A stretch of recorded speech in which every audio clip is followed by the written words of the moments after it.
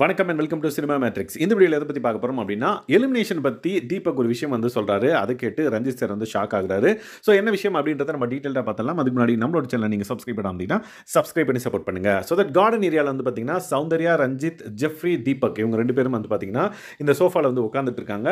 So இவரு தீபக் வந்து பார்த்தீங்கன்னா, எலிமினேஷன பத்தி ஒரு விஷயம் சொல்றாரு. என்னன்னு பார்த்தீங்கன்னா, இந்த இடத்துல பர்ட்டிகுலரா உட்கார்ந்தவங்க எலிமினேட் ஆயிருக்காங்க அப்படின்ற மாரி ஒரு இடத்த சொல்றாரு. ஸோ எல்லாருமே வந்து கியூரியஸா வந்து கேட்குறாங்க, எந்த இடம் அப்படின்ற மாரி.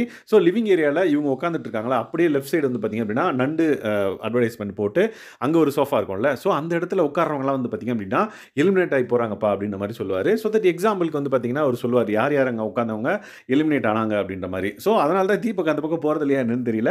ஸோ ஃபர்ஸ்ட் வந்து பார்த்தீங்க அப்படின்னா, அர்ணவ் வந்து பார்த்தீங்கன்னா, மோஸ்ட்லி அங்க தான் உட்காருவாரு. அவர் வந்து போயிட்டாரு.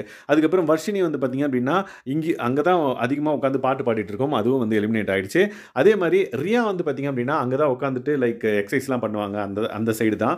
ஸோ அவங்களும் வந்து பார்த்தீங்கன்னா, எலிமினேட் ஆயிட்டாங்க அப்படின்றத சொல்லுவாரு. அத கேட்ட ரஞ்சித் சார் வந்து பார்த்தீங்க அப்படின்னா, ஷாக் ஆகி, "அப்படியா சாமி? அப்படியா? அங்க உட்கார்றவங்கலாம் எலிமினேட் ஆயிடுறாங்களா?" அப்படின்ற மாரி இன்னசென்ட்டா வந்து கேட்பாரு. ஸோ தட் இவ்ளோ இன்னசென்ட்டா இருக்கிற மனுஷங்க எப்படி அடுத்த வாரம் வந்து இவங்களெல்லாம் கட்டி மேய்க்க போறாருன்றது வந்து ரொம்ப சுவாரஸ்யமா தான் இருக்கு. ஸோ தீபக் வந்து பார்த்தீங்க அப்படின்னா, "ஆமாமா, சும்மா தான் சொன்னேன், கலாய்ச்சேன்" அப்படின்ற மாரி சொல்லுவாரு. ஸோ தீபக்கும் வந்து ஜெஃப்ரி வந்து பார்த்தீங்க அப்படின்னா, "சும்மா கலாய்ச்சாரு விட்டுருங்க சாமி" அப்படின்ற மாரி சொல்லுவாரு. ஸோ தட் இந்த மாதிரி நெறைய விஷயங்கள் வந்து பார்த்தீங்க அப்படின்னா, எலிமினேஷன் அந்த வீக்கெண்ட் வந்தாலே எலிமினேஷன் பத்தி நெறைய பேர் பேச ஆரம்பிக்கிறாங்க.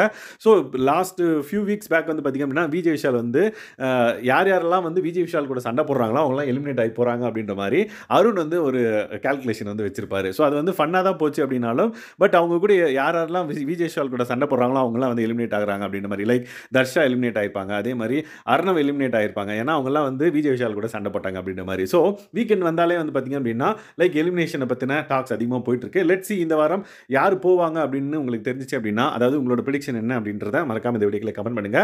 ஸோ இந்த மாதிரியான பிக் பாஸ் அப்டேட்ஸை நீங்க தெரிஞ்சுக்கணும் அப்படின்னா, நம்மளோட சேனலை சப்ஸ்கிரைப் பண்ணாம இருந்தீங்கன்னா, சப்ஸ்கிரைப் பண்ணி சப்போர்ட் பண்ணுங்க. Thanks guys. பை.